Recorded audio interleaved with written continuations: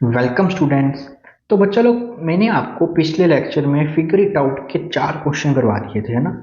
तो fifth question और sixth question जो भी हैं वो आज हम अभी करने वाले हैं। ठीक है, बहुत ही अच्छे तरीके से मैं आपको सारे के सारे क्वेश्चन है वो करवाऊंगा। देखिए कैसे।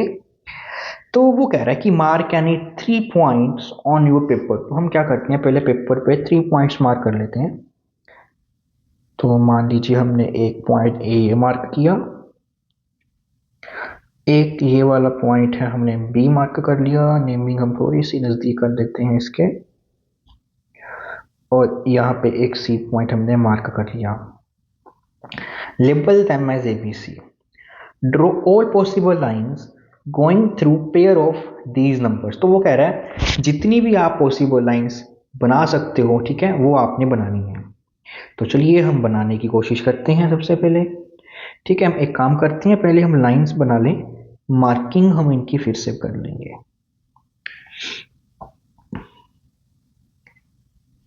तो ये देखिए हमारी फर्स्ट लाइन जा रही है, ये फर्स्ट लाइन होगी। फिर हमारी सेकंड लाइन बनाते हैं हम, ये सेकंड होगी। और अभी हमको बनानी है हमारी थर्ड वन। तो ये हमारी थर्ड लाइन बन गई। अब हम इनकी नेमिंग कर लेते हैं। इस पॉइंट को हम नाम देते हैं पॉइंट ए, इस पॉइंट को हम नाम दे देते हैं पॉइंट बी, और इसको हम नाम दे देते हैं पॉइंट सी। ठीक है। उसके बाद कह रहा है कि how many lines do you get. तो फर्स्ट पार्ट का आंसर है हमारे पास, ठीक है, वी गेट 3 लाइन्स। तो हमें 3 लाइन्स मिली। Name them.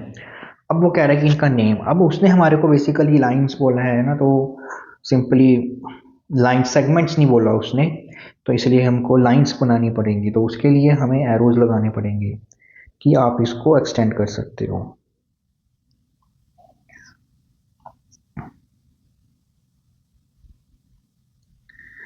तो चलिए, तो सेकंड का इसका आंसर आ जाएगा। जो हमें लाइंस मिली हैं उनका नेम क्या होगा। फर्स्ट लाइन जो मिली है वो ए सी मिली है, फिर उसके बाद हमें मिली है ए बी लाइन मिली है, और फिर जो लाइन मिली है वो बी सी लाइन मिली है। जो लाइंस का हमने इनको नेम भी कर दिया। How many angles can you name using A B and C. तो हमें अब एंगल्स के नेम जो हैं वो करने हैं। Write them down and mark each of them with the curve. हमें इनको मार्किंग भी करनी है, तो चलिए करते हैं। सबसे पहले बेटा हमारे पास ये वाला एंगल यहाँ से लेके यहाँ तक कुछ ऐसे बन रहा है, ठीक है। हम एरो नहीं लगाते, हमें सिंपली ऐसे मार्क कर लेते हैं, ये एंगल बन रहा है। अब जो ये एंगल है ये इसका वर्टेक्स ए है, लाइन ए बी है, और यहाँ पे ए सी बन रही है। तो सबसे पहले तुम नंबर ऑफ एंगल्स लिख लेते हैं कि कितने एंगल मिले। तो वी गेट 3 एंगल्स। ठीक है, कौन कौन से, एक तो सबसे पहले मैं ये एंगल मार्क कर रहा हूँ, मैं इसको यहीं पे नाम लिखा। चलो हम वन बाय वन मैं आपको करके दिखाता हूँ।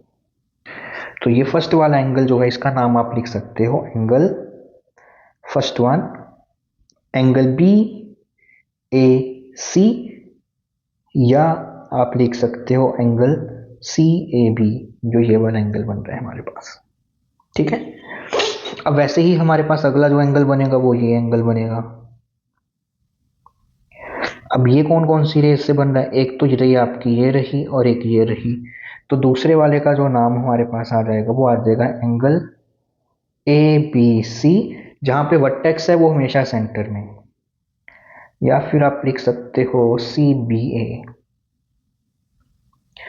अब तीसरा रह गया हमारे पास, तीसरे में हमारे पास ये एंगल बनेगा। इसका आप वर्टेक्स सी है तो सी तो सेंटर में ही आएगा, तो बचेगा आपके पास एंगल ए सी बी, या आप लिख सकते हो बी सी ए। तो यही हमारे पास इनकी पॉसिबिलिटीज बन सकती हैं। ठीक है, तो ये ऑल पॉसिबल हमारे एंगल्स बन जाएंगे। जैसे बेटा अभी हमने 3 पॉइंट्स के लिए किया था, अभी हमारे पास 4 पॉइंट्स के लिए है। ठीक है, तो मान लेते हैं कि एक हमारे पास यहाँ पे एक पॉइंट है, दैट इज पॉइंट नंबर 1। एक पॉइंट जो है हमारे पास मान लीजिए कुछ यहाँ पे है, एक पॉइंट हम मान लेते हैं कि कुछ यहाँ पे है, और एक पॉइंट हम मान लेते हैं, कहीं पे भी आप मान सकते हो, बस ये है कि 3 पॉइंट आपके एक लाइन में नहीं आने चाहिए, ठीक है। तो हमने ड्रॉ कर के ए बी सी डी, हम उसकी लेबलिंग बाद में कर लेंगे। Draw all possible lines goes through pair of these points. तो हमें जितनी भी लाइंस पॉसिबल हैं, जैसे कि ये हमारे पास फर्स्ट पॉइंट है ना, तो यहाँ से लेके यहाँ तक मैं एक लाइन ड्रॉ कर सकता हूँ, इसको मैंने मार्क कर लिया। अब मैं इन दोनों से भी एक लाइन ड्रॉ कर सकता हूँ, तो हमने उसको भी मार्क कर लिया। अभी मैं इन दोनों से भी एक लाइन ड्रॉ कर सकता हूँ, तो हमने इसको भी मार्क कर लिया। 3 लाइन्स तो हमारे पास बन गई। अब बात करते हैं इस पॉइंट से, इस पॉइंट से इस पॉइंट तक की तो हो गई। अब इस पॉइंट से मैं इसमें से पास करा सकता हूँ। अब इस पॉइंट से हम इससे पास करा सकते हैं, तो ये सिर्फ 2 ही बनेंगी आपके पास। एक ऐसे करके हम एरोज लगा देते हैं क्योंकि ये लाइन है। अब ये है, इसमें से हमारे पास इसमें से पास करती हो गई, ये इसमें से होगी, इसकी और इसकी रह गई सिर्फ। तो यहाँ पे हमारे पास सिर्फ एक ही लाइन बन पाएगी, ठीक है। तो बेसिकली अगर हम काउंट करें तो रेड वाली कितनी लाइन्स बनी है हमारे पास? 3। ब्लू वाली कितनी बनी है? 2। ऑरेंज वाली कितनी बनी है? 1। तो 3 2 5 और 6, तो टोटल हमारे पास 6 लाइन्स बन गई हैं। तो फर्स्ट पार्ट का possible lines, how many lines do you get? तो फर्स्ट आंसर आ जाएगा we get 6 lines. Name them, तो उसके लिए अभी हमें पहले नेमिंग करनी पड़ेगी। तो जो ये पॉइंट था हम इसको नाम ए दे देते हैं, इसको बी, इसको सी और इसको डी, ठीक है बेटा। अभी जो नेमिंग है ना वो मैं आपको लाइंस की ही करके यहीं पे दिखा देता हूँ, बाद में आप इकट्ठे लिख लेना, ठीक है। तो सबसे पहले हम रेड वालों की नेमिंग करते हैं। तो जो ये वाली लाइन बनेगी हमारे पास, इसका होगा ए बी, ठीक है। फिर जो ये वाली लाइन है इसका आप नाम लिख सकते हो ए सी। जो ये वाली लाइन है फिर इसका आप नाम लिख सकते हो ए डी। तो रेड वाली तो हमारे पास होगी। अब ब्लू वाली देखते हैं। ब्लू वाली बी और सी में से पास कर रही है बेटा, तो इसका नाम हो जाएगा बी सी। ये वाली बी और डी में से पास कर रही है, तो इसका नाम हो जाएगा बी डी। चलो ये भी खत्म। फिर एक ऑरेंज वाली बची जो सी डी है, उसमें से पास कर रही है, तो इसका नाम आप सी डी भी लिख सकते हो या डी सी, वो एक ही बात है, कोई दिक्कत वाली बात नहीं है, ठीक है। तो अभी हम उनके इकट्ठे करके नाम लिख लें सभी के। तो हमारे पास कौन कौन सा नाम आ जाएगा? A B, A C and A D. और लाइन है तो हम दोनों साइड इसको एक्सटेंड कर सकते हैं, तो हम इसको इस तरह से लिखेंगे। उसके बाद आया था हमारे पास बी डी एंड बी सी,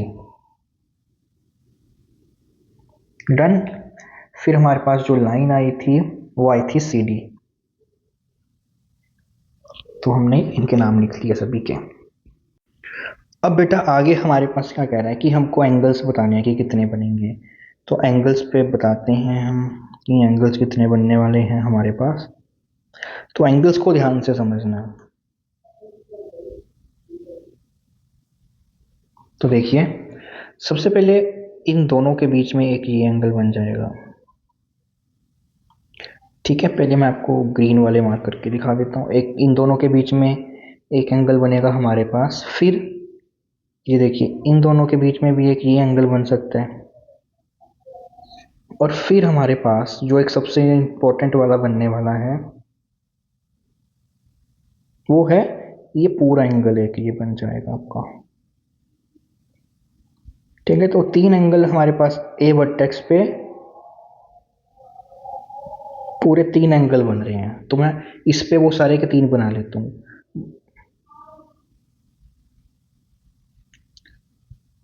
ये लीजिए,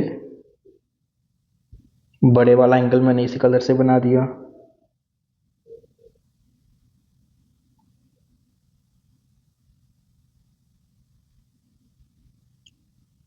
ये बड़े वाला एंगल यहाँ पे बना दिया। और इसका भी ये बड़े वाला एंगल मैंने इसी कलर से आपको बना के दिखा दिया। अब हम बात करते हैं छोटे वाले एंगल की। तो एक छोटे वाला एंगल ध्यान से देखिए, ये बन रहा है, इधर एक ये बन रहा है, और इधर एक ये बन रहा है। फिर हम बात करते हैं दूसरे वाला, एक छोटे वाला ये वाला एंगल बन रहा है, एक ये वाला बन रहा है इधर, और एक बन रहा है ये वाला। ठीक है, अभी आपको इन सभी एंगल्स के नाम लिखने हैं। ठीक है, तो मैं वन बाय वन आपको लिखवाता हूँ। अब सबसे पहले इनके नाम लिखते हैं हम। ठीक है, जो बेटा ये ग्रीन वाला एंगल आप देख रहे हो, जो सिर्फ इतना सा है, ठीक है, इसका वर्टेक्स कौन सा है? ए। इसका वर्टेक्स कौन सा है? ए। और ये कौन कौन सी आर्म है? एक तो ए बी आर्म है, आप ध्यान से देखिए। एक तो ये इस तरह से बन रहा है कुछ, मैं आपको दिखाता हूँ, एक मिनट। ये देखिए ध्यान से, एक ये ऐसे और ये बन रहा है ना, तो ये इतना एंगल बन रहा है। तो इसमें बेटा आपके पास कौन कौन सी आर्म्स यूज हो रही हैं? वर्टेक्स तो मेरे पास ए आ गया, एक ए बी आर्म यूज हो रही है, और एक ए सी आर्म यूज हो रही है। तो इनकी हेल्प से ही जो है हम अपना एंगल का नाम है वो लिखने वाले हैं। ठीक है, देखिए ध्यान से, ये और ये हमने जो ये बनाया है। अब इस एंगल का नाम देखिए कैसे लिखा जाएगा, B A C. A vertex पे है तो ए पॉइंट हमारा सेंटर में आ जाएगा। डन। अभी हम ये वाले एंगल का नाम लिख लेते हैं, जो ये वाला बन रहा है। इसमें अगर हम ध्यान से देखें कौन कौन सा वर्टेक्स यूज हो रहा है, ये एंगल ऐसे बन रहा है वो इस तरह से, ये देखिए। तो इसमें एक तो आपका ए और सी यूज हो रहा है, और एक ए और डी यूज हो रहा है ना। तो इस एंगल का नाम सी ए डी, तो ये वाले एंगल का नाम आपके पास आ जाएगा एंगल सी ए डी। अभी हमको लिखना है ये बड़े वाले का नाम, ये वाला एंगल जो बन रहा है। इसमें हम देख सकते हैं कि ये बड़े वाला एंगल के लिए कौन कौन सी आर्म्स यूज हो रही हैं। ये इतना ये एंगल है आपका पूरा, ठीक है, ये आपका ये वाला पूरा एंगल ऐसे बन रहा है। तो इसमें तो एक ए भी यूज हो रही है और एक ए डी यूज हो रही है। तो इस एंगल का नाम क्या लिखा जाएगा? बी ए एंड डी,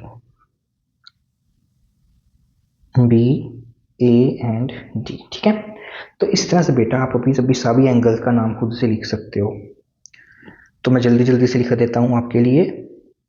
अभी जो ये वाला एंगल हमारे पास बनेगा, इसका जो नाम लिखा जाएगा वो होगा angle A B and D.